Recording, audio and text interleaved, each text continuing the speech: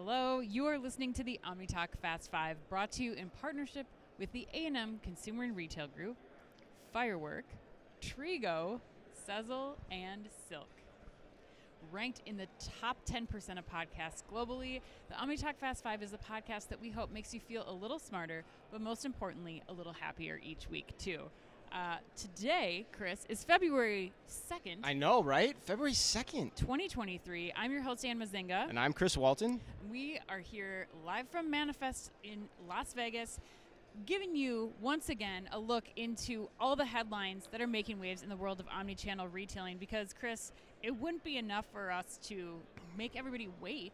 They can't wait for a Fast 5 to come out. We have to multitask. Absolutely not. And our fans have bated breath, I think, in general. That's the alliteration I would use to describe our fans who are out there wanting to hear from us each week. And who are we to deprive them of that experience? Never. We need to bait that breath, Ann. Yes.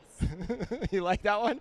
I don't even know what that means. We're also I don't know where that expression comes from baiting either. Breath? Bated breath. Yeah, we got to figure that out. Yeah, we got to look that up. That's like licking a gift horse in the mouth. Remember we looked that up? Yeah, we did, but we found out why. Yeah, right? remember? Tell the audience. Yes. What does gift horse in the mouth mean?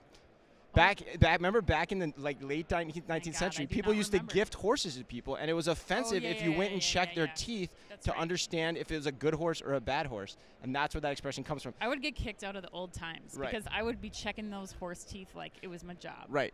I know. You would. You probably would. You'd be very skeptical of anyone gifting you a horse. You're going to spend a lot of money on that horse. Right. You want it to be like strapping condition. Right. Yeah, I wonder if it was more cost-effective to have a horse back in the day. I have no idea. This is now a horse podcast. But anyway, we are live without a safety net here as well, everyone. So, stay with us. We're going to do our best to get through this show. But, Ann, before we get to the headlines, I have a question for you. Yes. Actually, I have something I want you to do. I want to do something a little different this week. This is never good. I want you to close your eyes and imagine. Now, are you closing your eyes? Because I want to make sure all our podcast listeners can hear you closing your eyes, Ann. You telling me to close my eyes is maybe one of the scariest things ever. I don't know what I'm going to open them up. All right, close your eyes for all our podcast listeners. Okay. Imagine a retail event that puts retailers and brands at the heart of everything they do. Okay. One with powerful meetings set up for you with the help of networking experts. Where every single one of those meetings is confirmed by you and the person you're meeting with. So you always know that both of you actually want to be there. Yes. I still like this. Yeah, you liking it? Okay, keep those eyes closed. Not yet. I didn't say. Not yet. Oh, my Where your ticket also gets you access to everything from top-tier content to the giant expo hall, from the parties to the food. You name it, it's included. It's a retail event with no stuffy receptions, but epic beach parties with performers like Lowe instead. Okay, now open your eyes. Tell me how awesome does that sound? I'm kind of coming to here. Sorry. It's been a long week in Vegas. I was already on the beach with Flo Rida. So, yes, I think that sounds magnificent. I'm really, really excited about that. Is it real? It's real, Ann. It exists, and it's called, of course, Shoptalk. I'm sure everyone knew that was coming. And we're headed back to it in Las Vegas. We're going to be there. So should you. So to everyone listening, if you were interested in registering, you got to register by March 3rd. Go to shoptalk.com/US/OmniTalk. Prices go up again next Friday. So again, that's shoptalk.com/US/OmniTalk. We'll see you there.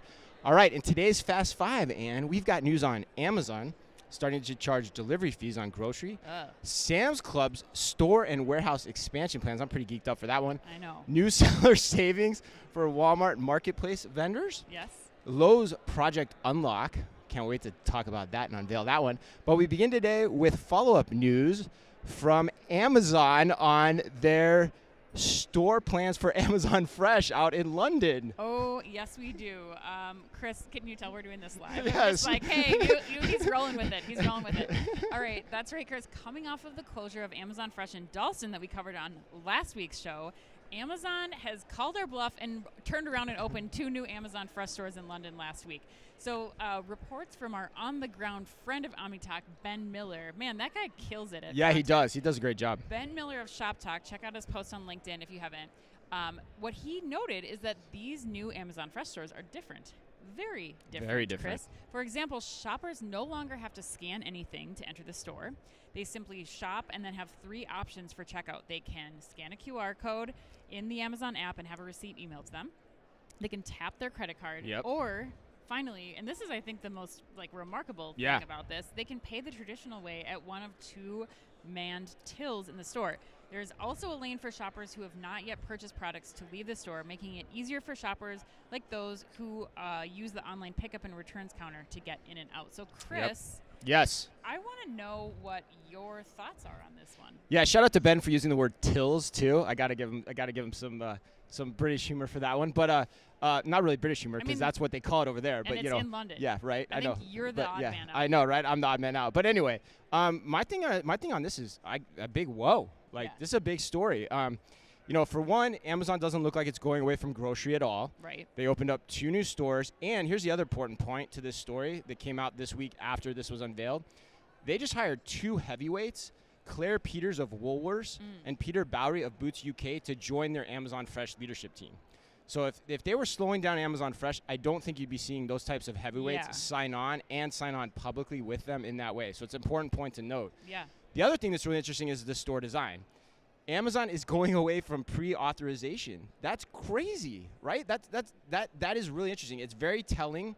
It possibly shows there could be a usage problem, with the scan being a barrier to adoption and trying the store. Sure. And so, that gives credence also to the fact of what we've seen from the likes of Trigo and Grabango and others who've had on the podcast over the years about this hybrid approach, which as we're seeing it, that might be the trick to get the customer adoption that you need.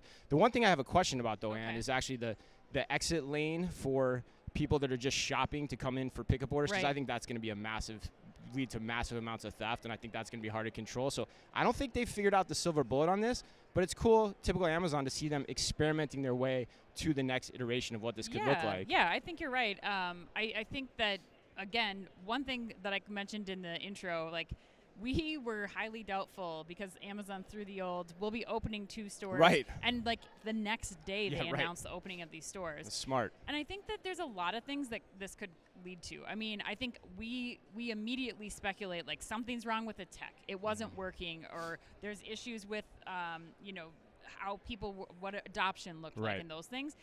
I also think, and Ben pointed out in his post, maybe this location wasn't right. Maybe the assortment wasn't right. I mean, there's also other components of this that I think could be involved, including what the technology was. But again, I think for me, what's important or more important is what are the other retailers doing in this space that are not Amazon? Because yes, Amazon is important to watch. What they're doing and how they're changing things, they're important, but they always have tests going on. But what are you going to see happen with the likes of Tesco and Trigo, Aldi and Trigo and Aldi and AFI and some of the other stores? How are those retailers adapting to what consumers are telling them about this experience? Yeah, I had a similar thought process to you here, real quick, before we move on to the next headline too, is what does this mean for the convenience store play? Because you and I have been to those stores in the airport, and we have watched people think they're going to go in and then turn around because they're like, you know what, I'm out. I don't want to do this. And so it makes me think that there's still a customer acquisition issue or a customer adoption issue with those stores. So I'm curious to see what the Quick Trips are saying about the licensing of Amazon's technology, the Hudson News. Do they continue to do it? Because this format design does not adapt as easily to those environments. Right. And I think that that's also a little bit different too, especially in the airport instance. I think Quick Trip will be a better tell because the airport instance, you have 5 other options around you too. It's not, just going to one Quick Trip that the next one is 5 miles away. It's you can go to this Hudson News or the one across the way. So lots to come in the space, but I think really big news out of Amazon. The post-purchase authorization is tough in those environments, though. But all right, headline number 2. Staying with Amazon again, Ann. Gosh, Amazon's in the news. What a shock. More news on the grocery front, too. Amazon plans to start placing additional charges on grocery orders in the U.S. that are less than $150. According to TechCrunch, Amazon will charge a $3.95 delivery fee for orders between $100 and $150, and a $6.95 delivery fee for orders between $50 and $100. And it gets even more, and $9.95 for orders under $50.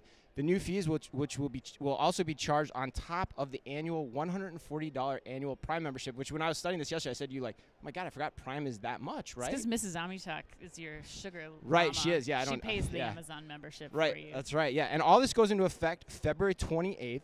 And this is actually my favorite headline in thinking back on this week. What's your thoughts here? I agree. I mean, I think this headline coming out was kind of consistent with what we're hearing at this Manifest conference, and that is, the pandemic Band-Aid has fallen off. all of the free delivery, getting it to you quickly, finding solutions to get customers what they want, to steal share, all of those things that were happening during the pandemic out of necessity, like now it comes back even to the theme for the year being the show me the money year. Like now companies have to figure out like what is realistic and what is sustainable. And I think that Amazon, here also is providing all of these other retailers this collected sigh of relief. Like now that Amazon is able to is saying, no, we can't actually do this. It's not affordable. I think now that gives some of these other retailers, especially in the grocery space too, the freedom to be like, well, Amazon's setting the tone. They're setting the customer expectation. And if they're going to charge for delivery, we now have some license to make up for all those costs that we've been covering for the last 2 years and also charge for delivery. So big impact there. But really the underlying thing is this year, I think, how much negotiation we're going to start to see with the customers and how much change is going to happen based on what you really need in terms of a delivery expectation. Yeah, that's interesting. I 100% agree with everything you said.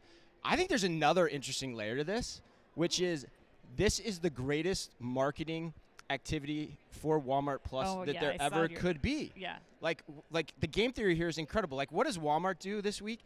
They go on Twitter to highlight that Walmart customers are only paying $98 versus $140, and there's no delivery fee after $35. Correct. It's free. And we've talked about this on the show before. You never throw the gauntlet down on Walmart on price. Oh, God, no. They've got the scale. They've got the curbside pickup that helps defray the cost of shipping, too, which is an incredibly important part of their business at this stage. So the winner to me in this whole thing, which is why I love this story, is Walmart. This is like a gift on Walmart's plate for their business. It's just going to instantly make their business and the adoption of Walmart Plus that much better. So Walmart's doing, kudos to them. If Walmart can sustain that model with Walmart Plus. My hunch is that they can, because they probably wouldn't have done it to that degree. Perhaps. And it's all additive for them. Perhaps. So I love it. And here's the other point about that, though. It still gives Walmart a ton of room to move up should they want to over the years. They've got $40 roughly between the cost of the two memberships. Sure. And then there's all those different tiers on the order value. So you could go up a ton over the next 3 to 5 years to meet the customer where you need to. Yes. I think it's amazing. Yes. I think we'll see how this all plays out. I think it's a prime opportunity for Walmart's marketing team at the moment. Yeah. Whether or not it stays. But I had people on social media going, I'm switching. Like, I'm full on into Walmart Plus yesterday, which I was blown away by. But anyway. I don't know. I don't know if I'd take that bet. All right. All right, Chris, let's keep going in the Walmart world. We are going to headline number 3, which is that Sam's Club announced plans to open 30 new stores and 5 new distribution centers in the U.S.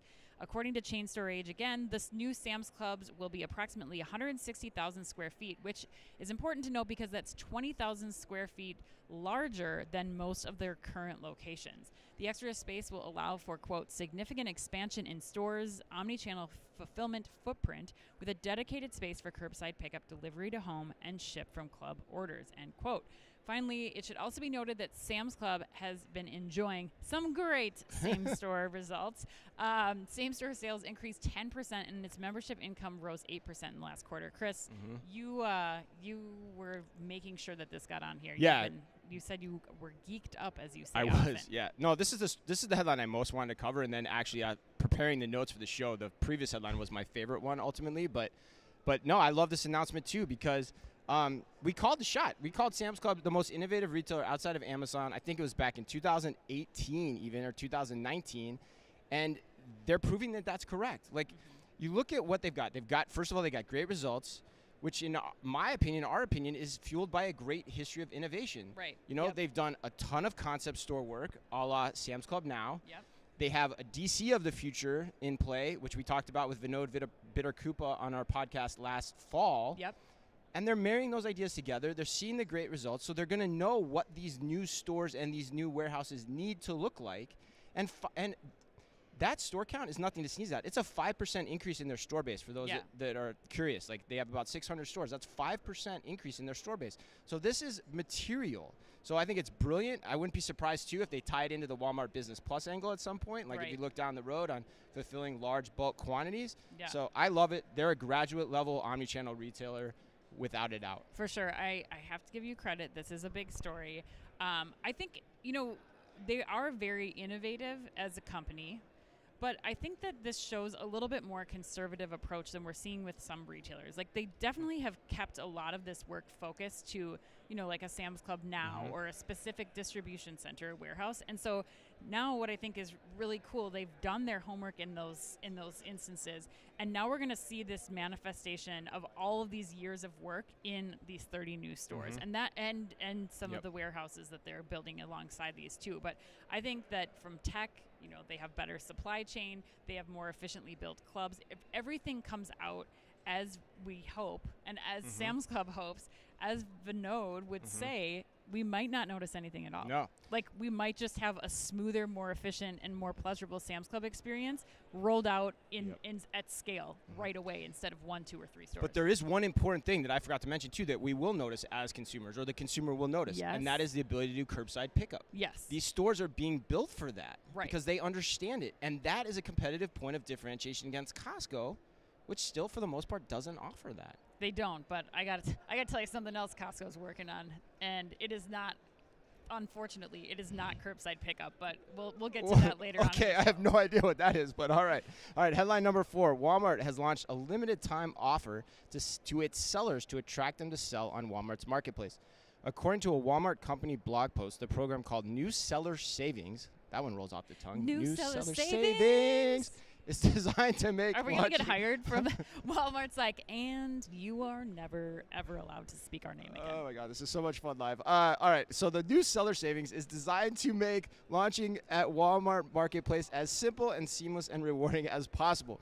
The new program grants new sellers based in the U.S. up to 25% commission rate reductions for 90 days when trying Walmart's exclusive tools and services, including Walmart Fulfillment Services, which is Walmart's end-to-end fulfillment services for their marketplace sellers.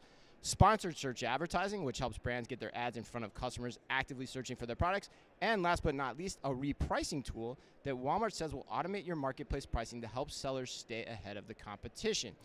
And you really wanted to talk about this. I did. This was your headline. This was your choice. One of mine. Yeah, it wasn't maybe your top one, but it was one that you wanted to get in. Yeah. And so for that, you get the A&M put you on the spot question. Oh, okay. Which I think is a great question. Let's do it. All right. These look like attractive seller benefits on Walmart Marketplace for 90 days. But do sellers really benefit given the time it takes for new sellers with new products to seed in search and generate sales? It seems to us like the population of sellers with popular products on other platforms that would be searched on Walmart clearly benefit from these perks. But for everyone else, it could be low. What are your thoughts on that? So I think I liked this story because I think that 90 days, assuming one big thing, is a good trial period. The perks are there. I think there's a lot of value to brands to potentially going onto Walmart's marketplace. And my biggest question is really, how closely does Walmart's interface mimic Amazon's? Because that onboarding process, like, yes, 90 days can seem like a short amount of time, depending on how much upfront work there is to get your products set up, to get your images uploaded, like all of those types of things. Like I don't know what that looks like side by side, and so if it is similar, which I've heard from some sources that yes, it is. They've kind of designed the process so that there's not a lot of learning curve for the already very stretched business analysts and other teams, merchandising teams that are uploading content here. I do think that this could be a good opportunity to see what the benefits are, and it's worth the exercise, certainly as Walmart continues to build out their marketplace to make it a destination that people are a little bit more familiar with or comfortable with going and just searching in any type of product and any type of service that they might want to get from Walmart. Plus, you have the Walmart stores. And that ability for retailers, like you said, Walmart Fulfillment Services, to be able to rely on Walmart's network, I think could be really really compelling for a seller. Yeah, and I think the point I'd add to that too, in terms of answering Anam's question, is, and you said it. I mean, I would argue that these are almost mom and pop that are doing the setups. These are probably the smallest of the small sellers that are trying to get that Walmart's trying to bring on here because they're trying to get the long tail approach to the marketplace design, which is what a marketplace is all about. And so for me, and us as entrepreneurs, I can tell you, even though it might not feel like much and it might not end up being much, any break for an entrepreneur is a good break. Well, and you hit it right there. Like 25% reduction. I mean, Amazon's charging 40% for some of these retailers just as a cut. And so to have 25% already be so much lower, and then for this 90-day period to just get up. Makes and me want to try it. Yes. I think if I'm in that game, which we were for a while. So yeah, it makes me think I want to try it. Without a doubt. All right, let's go to headline number 5, Chris. Lowe's announced something this week called Project Unlock. According to a company blog post, the idea behind Project Unlock is the ability to activate a powered product after it has been legitimately purchased, rendering a stolen tool inoperable and virtually worthless. I compared this to a gift card. Yeah. Like, you could steal all the Apple gift cards you want, but unless they go through the checkout and they're activated, they are worthless. Yep. Okay, so to make this work, though, in the manufacturing process, the manufacturer needs to embed a wireless RFID or radio frequency identity chip into a powered product. The tag is preloaded with that item's unique serial number, which is also embedded in the box's barcode. And the product is set to inoperable. So big lift there on the manufacturing side. At the store, a customer takes the product to the register, gets the barcode scanned, and pays just like they always do. And a point-of-sale RFID scanner then reads all tags in range, finds the tool with the correct serial number, and writes a unique secret key value that operates the tool for use. Only products that are legitimately purchased are activated, meaning if a power tool is stolen, it will not work, which of course makes it less valuable to steal. That was a hell of a read. In theory, it was a hell of a read, but it's important to get through the details. All of the details there, but a lot of meat, Chris. What are your thoughts here? Yeah, and for those listening and watching too, I think it's important to call out that I have drank a full cup of coffee since we started this podcast. So woohoo! Hey, hello. It's gonna be a fun day. But yeah, we're almost at the end. But all right, so I mean, my take is I love this idea. I messaged my buddy Reed Hayes, who's the director at the Loss Prevention Resource Council out at the University of Florida. Yeah. And I'm paraphrasing here, but he basically got me thinking that this is definitely something to keep an eye on. That it's cool. And the other reason I like it too is it expands the use cases of RFID, particularly at the register. We're seeing more and more use cases getting discovered with RFID. We just came back from NRF. I saw the application with order management systems. Manhattan's doing some cool things with it. You're starting to see a lot more applications with point of sale, like you did the Uniqlo video last year, like we saw Zara too. This takes it to that next level. And so it just brings back to me that RFID is a very important technology here going forward. And it's one that has just so much option value if you start to experiment with it and play with it. And kudos to Samantini, who I saw her getting interviewed about this on Fox News, who we interviewed at NRF, for highlighting this and taking the effort to do this. And she said, admittedly, it's an early stage project, but it's a project that could work. Now, do I think the villains, so to speak, will figure out how to beat it? Probably. Yes. But hey, at least makes it harder. Well, I think that the biggest point, the only thing I'd add here is that I think in its simplest terms, this just makes another case for the overall investment in RFID. We have an interview coming up with Microsoft where they're talking about resilient retailers. And one of the things that David Leibowitz in that interview said is, it's about not doing more with less. It's just about doing more with what you already have. And I think that is, again, a reason for this RFID investment, now another use case to help with the prevention of theft, because the solution is not locking everything up. That's the key point. That cannot happen. I mean, I know that retail theft is a big issue, but that is not a store experience that anybody is going to want. It's not going to happen. So you have to start getting smarter about where you're making your investments and all the things like RFID in this case that can do. And that's what Samantini said in her interview specifically. She said this was born out of customer experience, where that is a terrible customer experience. Putting everything under lock and key is terrible. We have to figure that out, which is a whole nother reason to love it. I'm glad you brought that up. It's awesome. All right, Chris, let's get to the lightning round. Chris, question number 1. Costco is working on a deal in Los Angeles that would put 800 apartments full of potential customers on top of a planned store. Chris, this concept, so long as it includes, quote, a pickleball facility and a bar, end quote. That's a direct quote from my father, the biggest Costco aficionado I know. He said it would be his absolute dream living situation. Would you be joining him in condos atop a Costco? No, this would actually be my Dante's seventh circle of hell. It used to be IKEA. Now it's this. Like, Yes. I can't even imagine the traffic around that apartment building. It'd be my God. insane. It's a nightmare. It'd be terrible. Like, that is, I agree with you. Eternal nightmare. Living in a Costco, oh my God. I can't so do horrible. All right. Tiffany and Nike announced their new collab this week. Notice I didn't say collaboration. I said collab. Does it sound cooler? No. Maybe when somebody else does it. Yeah, someone under the age of 20. Anyway, they announced their new collab this week. What are your thoughts on the Air Force One design, which you can get for $400? Oh man, is it only 400? I thought it was 500. They have increased the price. Oh, maybe. I don't know. I thought it said 400 in the article. So much. Yeah. So much money. What do you think of it though? I thought it was a little. I don't think I'm cool enough.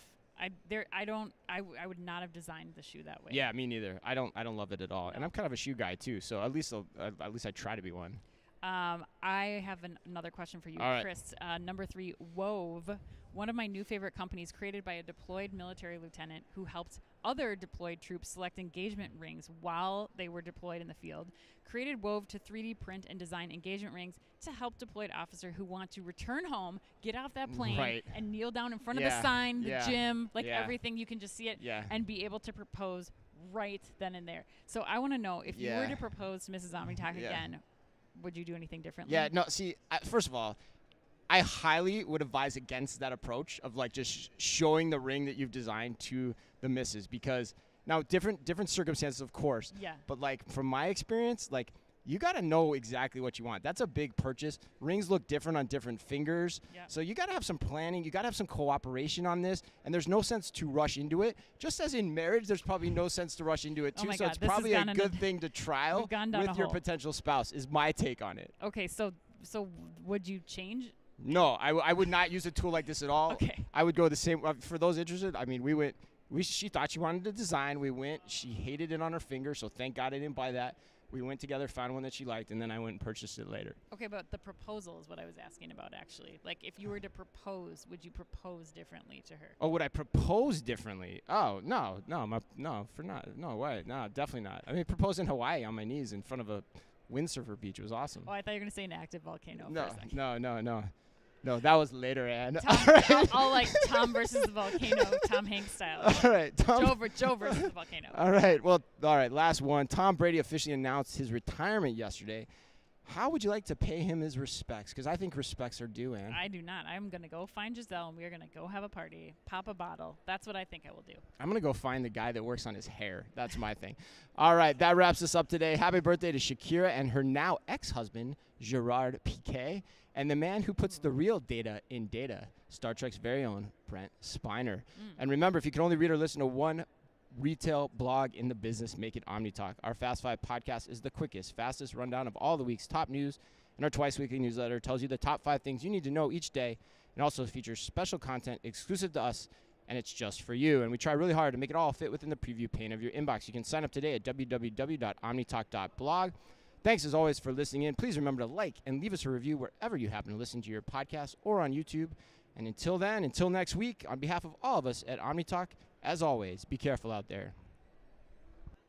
The OmniTalk Fast 5 is brought to you in association with the A&M Consumer and Retail Group. The A&M Consumer and Retail Group is a management consulting firm that tackles the most complex challenges and advances its clients, people, and communities toward their maximum potential. CRG brings the experience, tools, and operator-like pragmatism to help retailers and consumer products companies be on the right side of disruption. And Firework. Firework is the largest video commerce solution built for the world's leading brands. They empower brands with shoppable and live stream video on their own websites where people like to shop. Put your commerce in motion with Firework. Find out more at firework.com. And Trigo. Trigo Tech powers grocery stores with market-leading frictionless checkout and digitized operations. To learn more, visit trigoretail.com. And Sezzle. Sezzle is an innovative buy now, pay later solution that allows shoppers to split purchases into 4 interest-free payments over 6 weeks. To learn more, visit Sezzle.com. And finally, Silk. The Silk Cloud DB virtualization platform is a virtualization layer between your workloads and the cloud. It helps you scale your cloud without scaling your costs. Visit silk.us to learn more.